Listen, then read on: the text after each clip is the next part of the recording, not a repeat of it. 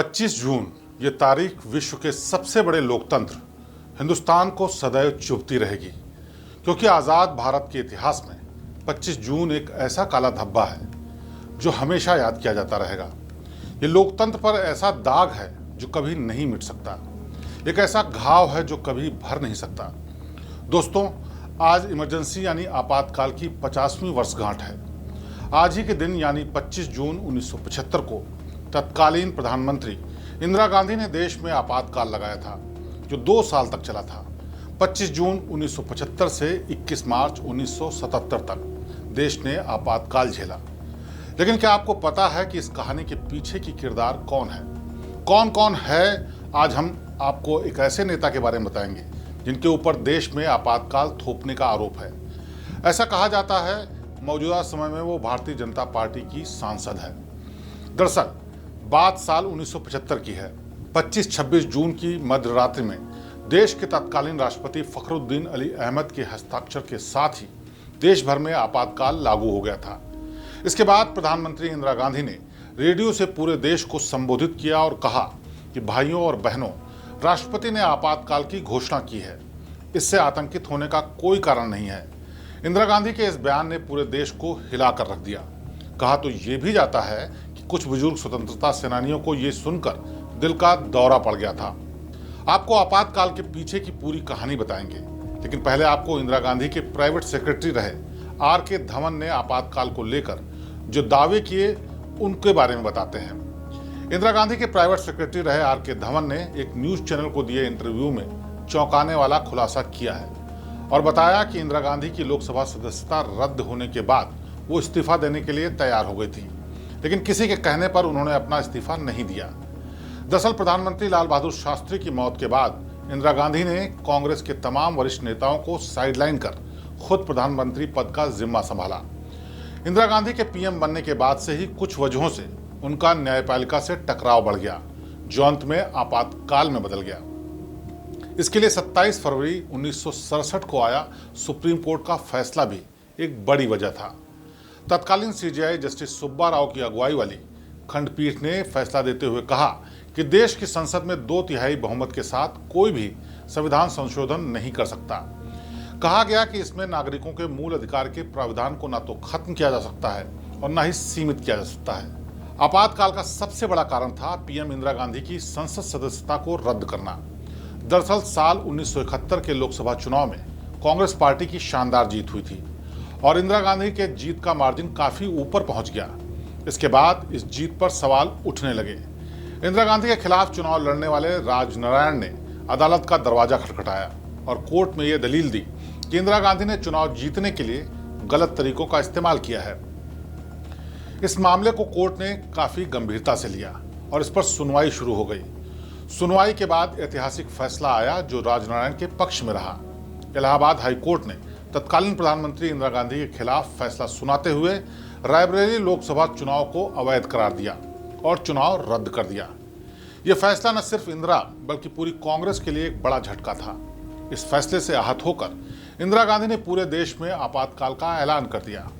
Allahabad high court ने 24 जून को इंदिरा गांधी के खिलाफ फैसला सुनाया और 25 जून को इंदिरा गांधी ने कैबिनेट की बैठक बुलाई। इस बैठक में इंदिरा ने इमरजेंसी के फैसले के बारे में अपने मंत्रिमंडल को जानकारी दी। कई लोगों ने कैबिनेट में इसका पुरजोर विरोध भी किया, लेकिन किसी की एक नहीं चली।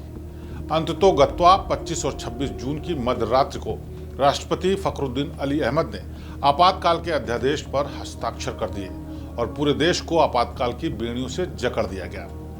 लेकिन इंदिरा गांधी के प्राइवेट सेक्रेटरी रहे आर.के. धवन ने उस इंटरव्यू में कहा कि आपातकाल लागू करने से पहले इंदिरा अपने इस्तीफे के लिए तैयार थीं।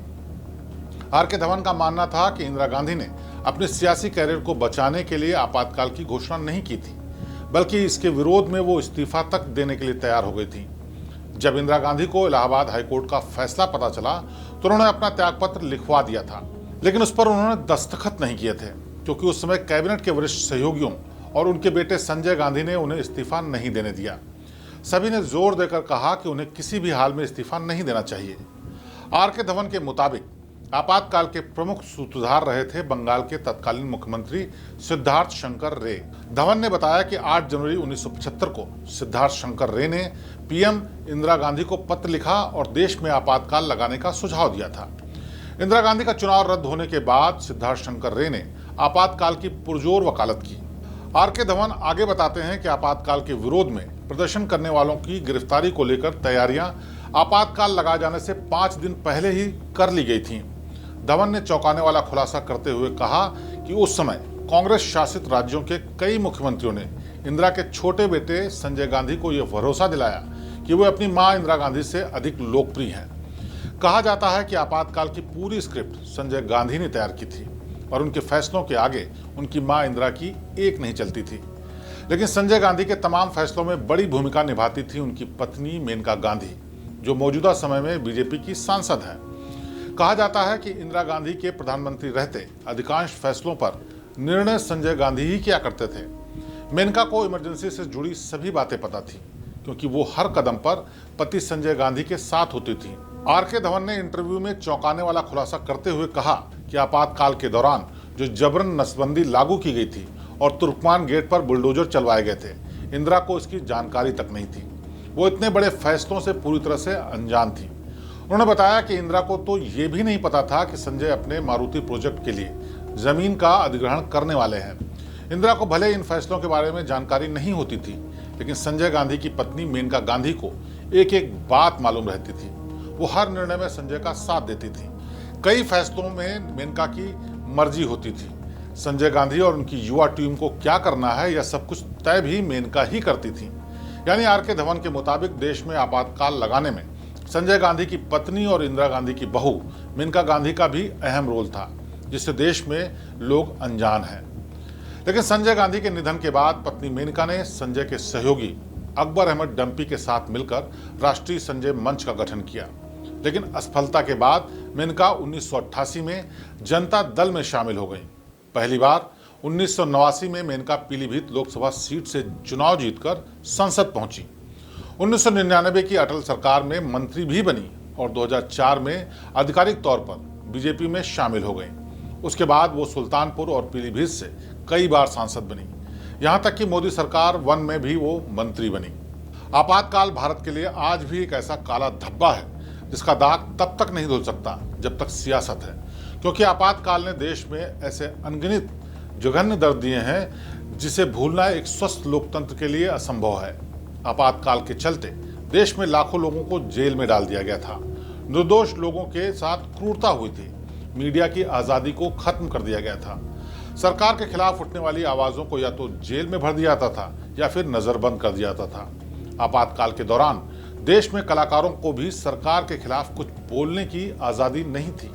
आपातकाल पर किताब लिखने वाले प्रोफेसर नरेंद्र भदौरिया ने अपनी किताब आपातकाल में लिखा है कि आपातकाल के दौरान सरकार के आदेश पर अधिकारियों के द्वारा लखनऊ की सड़कों पर रोटियों में जहर लगाकर फेंक दिया जाता था, जिसे खाकर जानवरों से लेकर इंसानों तक की मौत हो जाती थी। जेलों में जनता दल और आरएसएस कार्यकर्ताओं के साथ बहुत निर्दयता का व्यवहार किया जाता था। यहाँ तक कि ईंट से उनकी उंगलियों को कूच दिया जाता था। आपातकाल के दौरान 8-8 महीने की प्रेग्नेंट महिलाओं तक की नसबंदी कर दी गई थी।